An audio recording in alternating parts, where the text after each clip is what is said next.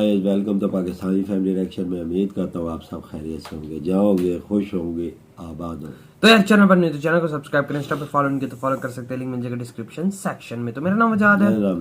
तो यार आज का वीडियो बहुत ही ज्यादा कमाल का होने वाला है। Indian Ratan Tata first copy in Pakistan, Mian Mansha want trade with India. अच्छा। और मतलब कि स्टार्ट करना चाहते हैं इंडिया के साथ ट्रेड। अच्छा। तो यार अब ये वीडियो देखते हैं क्या सीन हुआ है, फिर इसके बारे में कुछ कह पाएंगे। तो वही ना, तो जल्दी से वीडियो देख लेते हैं, काउंट करते हैं 3 2 1 एंड स्टार्ट। पाकिस्तान का भारत के बिना गुजारा नहीं हो सकता। पाकिस्तान जितनी भी मुश्किलों में फंसा हुआ है, चाहे IMF हो चाहे FATF हो, इन सभी मुसीबतों से निकलने के लिए भारत की सरकार अगर मदद करे तो पाकिस्तान इन मुसीबतों से निकल सकता है। अन्यथा इन मुसीबतों में पाकिस्तान कितनी मर्जी कोशिश कर ले, फंसा का फंसा रहेगा। ये बातें हम नहीं बोल रहे हैं, ये बातें बोल रहे हैं पाकिस्तान के टॉप इंडस्ट्रियल जिनका नाम है मियां मोहम्मद मनशा, और तस्वीर आपकी स्क्रीन पर चल रही है। ये बिल्कुल उसने हाल ही में इनके साथ इंटरव्यू किया है और पूछा है कि पाकिस्तान के जो हालात मुसीबतों से पड़े हुए हैं, घिरे हुए हैं, इन मुसीबतों से पाकिस्तान कैसे निकल सकता है। तो इन्होंने कहा कि सबसे पहले पाकिस्तान की जो मुसीबतें हैं वो किस तरीके से बड़ी हैं, इसके ऊपर आपको फोकस करना चाहिए। पाकिस्तान के अंदर IMF का ताला लगा हुआ है। पाकिस्तान के अंदर FATF ने 4 सालों से जीना मुहाल कर रखा है। दुनिया के किसी भी देश से पाकिस्तान के अंदर इन्वेस्टमेंट नहीं आती है, और भारत की मार्केट में जो सस्ता सामान हमारे जैसे बिजनेसमैनों को चाहिए, वो सस्ता सामान हम दुनिया के दूसरे देशों से खरीद रहे हैं। ये 4 बातें इन बड़े बिजनेसमैन ने बोली हैं, और 100% सच बातें हैं, जो पाकिस्तान के पॉलिटिशियन में दम नहीं है कि ये बातें अपनी जनता को बता सके। इस बिजनेसमैन ने कहा कि आज भारत के कारण IMF वाले हमें लोन देने से और अलग अलग शर्तों से हमें दबा रहे हैं, क्योंकि भारत की लॉबी बहुत मजबूत है IMF के अंदर।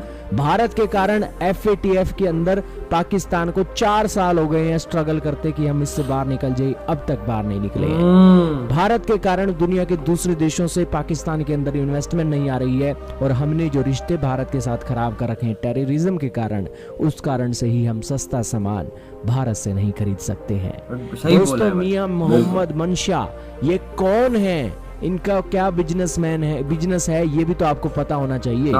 दोस्तों, सिर्फ आपकी नॉलेज के लिए हम बता रहे हैं कि ये मियां मोहम्मद मनशा पाकिस्तान के रतन टाटा की तरह है। दोस्तों, वैसे तो ये रतन टाटा की बराबरी नहीं कर सकते हैं, क्योंकि रतन टाटा तो एक ऐसा हीरा है जो भारत के अंदर चमक रहा है, लेकिन हीरे की भी कोई फर्स्ट कॉपी आती होगी तो वो फर्स्ट कॉपी पाकिस्तान के अंदर मियां मोहम्मद मनशा है। रतन टाटा जी की उम्र 84 साल की है, तो इनकी उम्र 80 से लेकर 81 साल की है। रतन टाटा जी की कंपनियों का चाल पूरे के पूरे भारत के अंदर फैला हुआ है, तो पाकिस्तान के अंदर मियां मोहम्मद मनशा के बिजनेस का भी पूरा जाल फैला हुआ है। मियां मोहम्मद मनशा की सीमेंट की बहुत बड़ी फैक्ट्री है। मियां मोहम्मद मनशा की एक टेक्सटाइल की बहुत बड़ी फैक्ट्री है, और माने गिना में इनके एक्सपोर्ट होते हैं दुनिया के कोने कोने के अंदर। इसके अलावा इनका एक बैंक भी है। इसी के अलावा ये हिंडई की कारें भी बनाते हैं। सभी इनका बिजनेस तो दोस्तों गिनाने बैठेंगे शाम हो जाएगी, इतने बड़े बिजनेसमैन है पाकिस्तान के। अब दोस्तों, इनसे बात होती है कि ये मुसीबतें कैसे कम होंगी, तो उन्होंने कहा कि सबसे पहले पाकिस्तान को ना अपने ट्रेड के रिश्ते शुरू करने चाहिए भारत के साथ। उन्होंने कहा कि टेक्सटाइल की इंडस्ट्री में हमारा 60 से 70% का एक्सपोर्ट होता है, और उस टेक्सटाइल के अंदर लगती है कॉटन, और कॉटन जब भारत से सस्ते दामों में आ सकती है, बांग्लादेश भारत से खरीदता है सस्ते दामों में आ रहा है, जो एक्सपोर्ट करता है पूरी दुनिया में, हम कॉटन नहीं खरीद रहे हैं पाकिस्तान से। हमें कॉटन का इंपोर्ट शुरू करना चाहिए, और उसी के अलावा हमें भारत को सीमेंट बेचनी चाहिए। उन्होंने कहा कि मेरा सीमेंट का प्लांट है, बहुत धड़ल्ले से सीमेंट बिका करती थी भारत के अंदर, और वो सब कुछ रुक गया है पॉलिटिकल पार्टीज के कारण। इसी के अलावा उन्होंने कहा कि ऑटोमोबाइल की इंडस्ट्री के लिए भी भारत की ओर हमें देखना चाहिए। मेरी कंपनी कारें बनाती है, और हिंडई कारों के जो पार्ट्स हैं हम चाइना से खरीदते हैं, वो आते आते भी महंगे हो जाते हैं और वो वैसे भी महंगे होते हैं, लेकिन हिंडई इंडिया भारत के अंदर बहुत बड़ी कंपनी है और वहाँ पर पार्ट्स बनते हैं और सस्ते होते हैं। अब अगर हम चाइना से मंगाते हैं तो वो महंगे होते हैं, अगर हम इंडिया से मंगाएंगे तो वो सस्ते होते हैं। तो ये ऐसी बातें बहुत है दोस्तों, ऐसी बातें बताने लगेंगे, शाम हो जाएगी कि पाकिस्तान का कितना फायदा है। तो ये एक मोटा मोटा फायदा हुआ। उन्होंने कहा कि हमें अब टूरिज्म शुरू करना चाहिए, ट्रेड के बाद ट्रेड और टूरिज्म अच्छे तरीके से शुरू हो जाएगा। गवर्नमेंट लेवल पे बातें होनी चाहिए, लेकिन वो तो माहौल अच्छा हो जाएगा, तो उसके बाद हमें अपने कुर्सियों के पीछे पड़े बॉर्डर सिक्योरिटी, ये सभी मसलों के ऊपर बैठकर बातचीत करनी चाहिए। दोस्तों मियां मोहम्मद मंशा ने ये बातें बोली, बहुत अच्छी बात है, उसकी उनकी अच्छी समझ है, लेकिन उन्हें ये सोचना चाहिए कि जब भारत और पाकिस्तान के रिश्ते अच्छे थे, पाकिस्तान के जो एक अपने एक्टर हैं भारत की फिल्मों में काम किया करते थे, पाकिस्तान के जो प्लेयर है भारत के आईपीएल के अंदर खेलने के लिए आया करते थे, तब दोस्तों तब तो बहुत अच्छे रिश्ते थे, लेकिन तब क्या रिश्ते सुधर गए थे? नहीं सुधरे थे, यही बात है। पाकिस्तान स्टेबल था।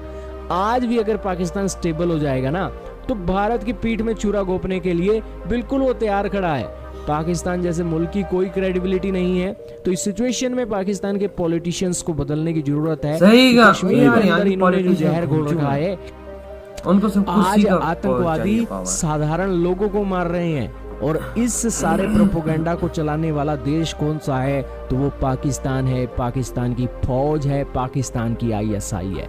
तो इस सिचुएशन में पाकिस्तान को सोचना चाहिए कि जो जहर तुम कश्मीर के अंदर घोल रहे हो, हमारे लोगों को मार रहे हो, उस प्रोपोगंडा को जब तक बंद नहीं करते तब तक आपके साथ रिश्ते अच्छे नहीं होने चाहिए। आपका क्या कहना है मियां मोहम्मद मंशा के बारे में? ये तो बिजनेसमैन है, बिजनेसमैन को तो रहती ही है कि मेरा काम निकल जाए, बाकी दुनिया जाए भाड़ में।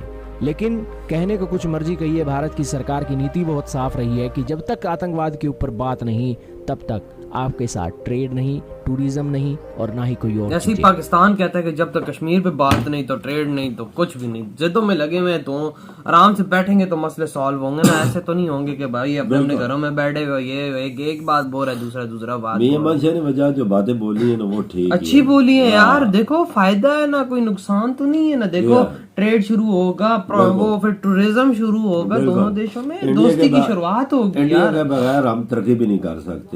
हमारी कितनी दुनिया के मुल्क जुड़ जाए तो फिर हमें कितनी हेल्प देते रहेंगे। तो हम जब तक हमारा पड़ोसी खुश नहीं होगा, जब हमें हालात ठीक नहीं होंगे, तो ये चीज नहीं बढ़ सकती ना। हमारी एक्सपोर्ट इम्पोर्ट इसके साथ हो, हम चाइना से दूर मुल्कों से चीजें मंगवाते हैं तो महंगी पड़ती है। अब देखे ना, टैक्स भी लगता है। बिल्कुल। अब यार कितने देश एक दूसरे से अलग हुए हैं, लेकिन आपस में ट्रेड है, फ्रेंडशिप है, उनके आपस में सब कुछ चल रहा है। अब इसका मतलब ये तो नहीं है कि भाई दुश्मनियां निभाते रहेंगे। उन्होंने बोला है कि हुंडई की कारें बनती हैं, उन्होंने बनाते हैं, वो स्पेयर पार्ट चाइना से खरीदते हैं, लेकिन वो महंगा आता है। अगर इंडिया से खरीदे तो नजदीक भी है तो सस्ता भी पड़ेगा। मेरा कहते हैं हमारा सीमेंट उधर इंडिया जाता था, इतना अच्छा सब ट्रेड होता था, कपड़ा होता था, ये वो कॉटन आता था।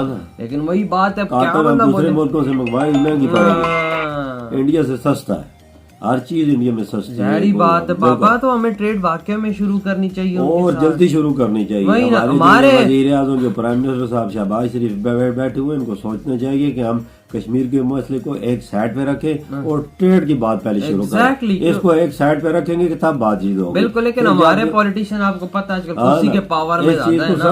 हाँ ना, ये ट्रेड की बातचीत हो जाती है तो फिर कश्मीर का मसला भी बीच में आ जाता है। जो भी है दोनों को बात करनी आपस में, जितने मसले हैं, चीन का मसला है, कश्मीर का मसला और मसले हैं, सब आराम से बैठ गया। बिल्कुल यही बात है। देखो जो बात प्यार से हल होती है वो लड़ाइयों से हल होती है। वाली बातें तो हम 2 साल से कर रहे हैं बिल्कुल तकरीबन। और आज जैसे भी कर रहे हैं। तो यार आप लोग बताएं आपके क्या थॉट है। इधर ही वीडियो खत्म करते हैं हम अपना बहुत ज्यादा ख्याल रखना। तो